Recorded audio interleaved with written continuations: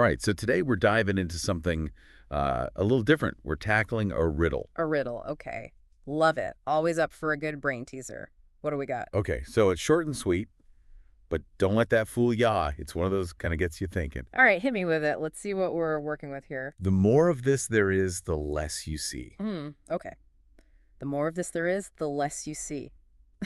Interesting. Yeah, it's got a way of getting under your skin, doesn't it? Yeah. That whole, more equals less thing. It definitely messes with your expectations. You'd think more of something always means more of something else, right? Exactly. But this is different. All right, I'm stumped. What's the answer? The answer is darkness. Darkness. Of course. It's so obvious now, but I couldn't see it before, literally. Right.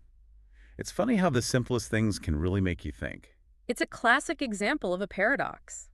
A statement that seems contradictory, yet it holds this weird sort of truth when you really think about it. Exactly. It's like saying, you don't know what you've got till it's gone.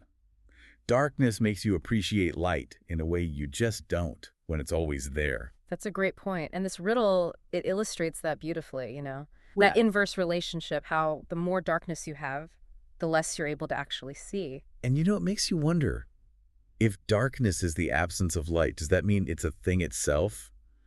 I mean, it has its own presence, right? Absolutely. And paradoxes, they force us to confront these sorts of questions, don't they? They challenge our assumptions about how the world works. It's not always just black and white. Totally.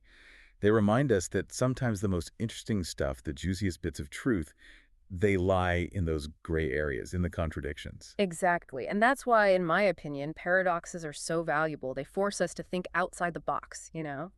Push past those easy answers and consider different perspectives. And who knows what we might find when we do.